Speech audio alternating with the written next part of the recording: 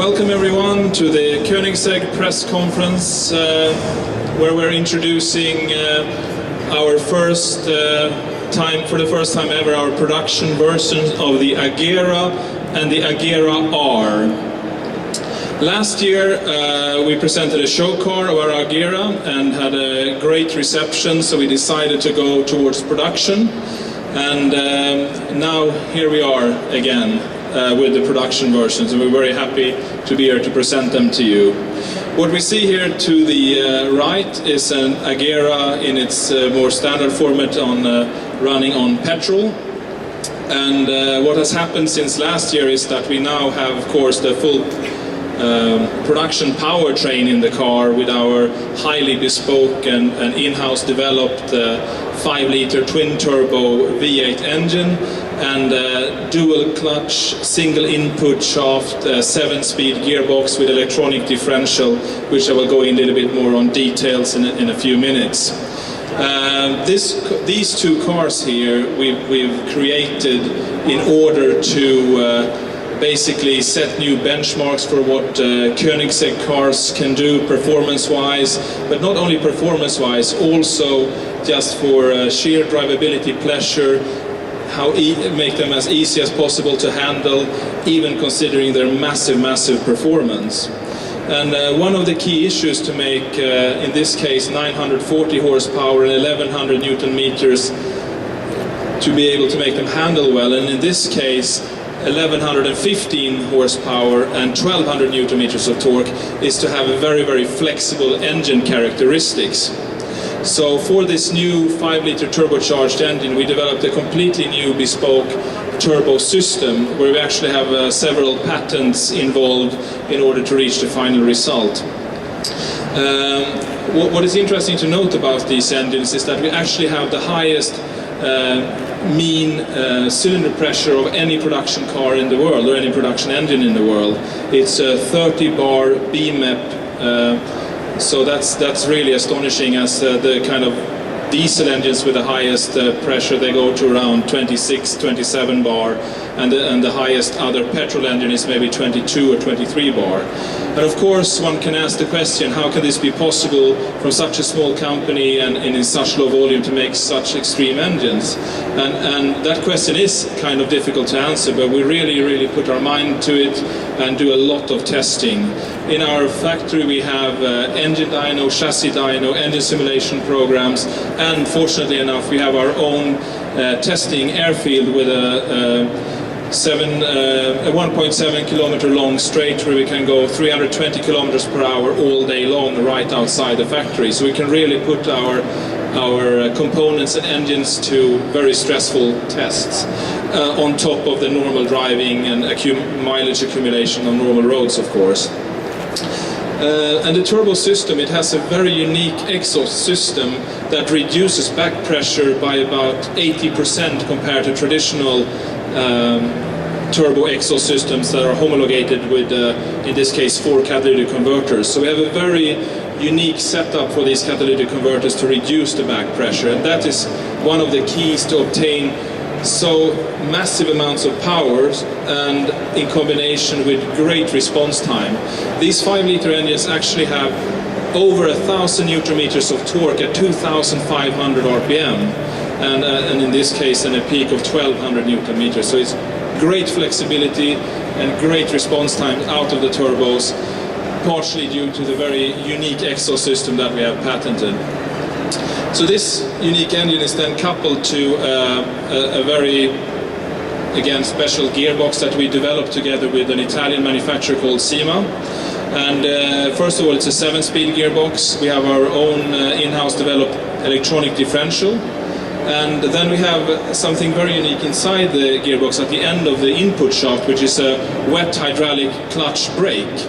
So when engaging, let's say from second to third gear at full throttle, when you push the pedal for gear shift and the main clutch opens, this secondary hydraulic clutch brakes the input shaft down so that you hardly don't need to use the synchronizers inside the gearbox, and thereby drastically reducing the synchronization time. And this gives actually better comfort and much faster shift time that was previously available with a normal AMT gearbox. And of course this system is less complex and much lighter and has less drag, inherent drag, than traditional wet clutch DCTs that otherwise would need to be utilized for this kind of power level. So yeah, to go in a little bit more details about the Agera R here, what we're seeing on this car is our uniquely new developed dynamic rear wing. It has two sets of gas springs at the back of the wing, and it's actually what we call a little bit jokingly an aerodynamic wing, as the aero or the airspeed actually changes the rake of the wing due to the pressure. And we had to develop this system in order to be able to reach potential max speed with a wing on, in order to not have too much downforce at top speed. So when we reach about 250 kilometers per hour, the rake of the wing actually starts to leveling out, and thereby lowering the drag, the coefficient of drag, from 0.37 to 0.33. And a drag of 0.33 combined with a frontal area of 1.87 square meters and a rear wheel power of over 1,000 horsepower, given the engine power is 1115, combined again with gear ratio and RPM limit, gives a theoretical top speed of around 440 kilometers per hour. If we have a chance to drive that fast, we don't know yet. It's a matter of finding a long enough straight and of course a brave driver. But we will see. However, the goal of the car is not to break top speed records, it's about giving maximum driving pleasure. So a lot of other items have been worked on to optimize this, and for example I will show you a new rear suspension here, which is pioneering, as far as we're aware at least, the first production car with 3 rear dampers, one for each side with springs, and then one damper connecting the left and right hand side wheel with a spring. This partially acts as an anti-squat system, but also gives new possibilities to chassis setup, and actually makes the comfort level even higher, as the other springs can be made softer, and the influence of the normal shock absorber doesn't have to be so hard in order to cope with the forces generated. This suspension and the front suspension is coupled to the latest generation Michelin Super Sport tires that are developed for the Agera specifically. We have seen in testing that we can reach up to 1.6 G in the corner with these tires with the right aero package, and that is just astonishing for a road tire that's not a cup tire. Compared to the Michelin Pilot Sport 2 that we used to have on our previous car models, this tire actually has better grip in the dry and in the wet, and that's really fantastic development to go both in better in both directions. In this car we also feature our new carbon fiber monocoque 2-spoke steering wheel. It's only 2-spoke with a flat bottom to maximize grip possibility in cornering, and the flat bottom to ease ingress and out, getting in and out of the car. And of course we have this nano hole technology for lightening up the buttons also on the steering wheel that we introduced on the center console last year. This car is painted in a customer-specific paint scheme that was influenced by the American and Japanese comic series Speed Racer. So we got permission from the brand owner of Speed Racer to actually use the name on it. And for those of you who have seen the latest Wachowski brothers movie a couple of years back, or followed the series in the 60s or even earlier on in Japan, knows of course the story behind this and kind of how well it suits a car like the Koenigsegg. On top of this, and to really show that we are serious about people using our cars for daily drives, we have, together with a Swedish ski box and roof rail manufacturer Thule, developed a full carbon fiber roof box for the car. We call it ski box or roof box because you can of course have other things than skis in this box. and it's a 300-liter capacity, and it's rated on the car for 300 kilometers per hour. The box has actually its own roof panel, so when applying this, which we shortly will do, we will take this roof panel off, put it in the front of the car and replace it with this. So here you can really, in a way you can say this is a gimmick for a hyper or supercar to have a roof box. But of course, these cars are also a lot about having fun. But there's more than that, because you can actually go on a 3-week pan-European or pan-American trip with all the luggage needed for 2 persons and still drive really fast with the car. And when you reach your destination or point of the day, you can take off this roof at the hotel, drive al fresco with no roof, or take the other roof panel on and go to a racetrack and have some fun, and then continue your trip down to the south of France, and you have everything with you that you need. So it kind of puts a new perspective on what you can do with a hypercar. So it's not only a joke, it's actually a serious thought behind it. Combined with this ski box, if we have skis in it, we have also, together with Michelin, found winter tires for the car. That works really, really well. And together with the traction control, the ABS, and the electronic differential, the car handles really, really great on snowy roads and snowy conditions. And of course, we know, as we come from Sweden, and this winter as well as last year, it was very, very snowy. So we have had plenty of opportunity of testing this principle.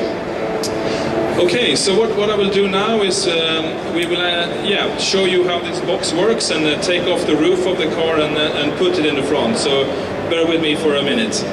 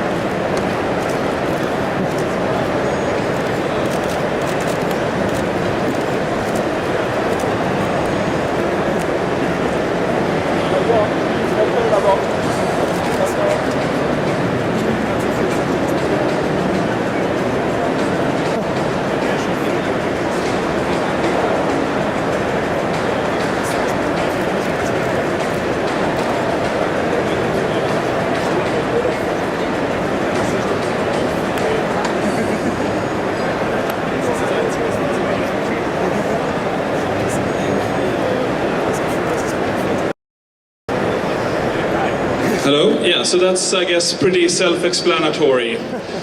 That's it for me today. Please come in to our stand, have some champagne and a few little bites of our niblets, and enjoy the show. Thank you.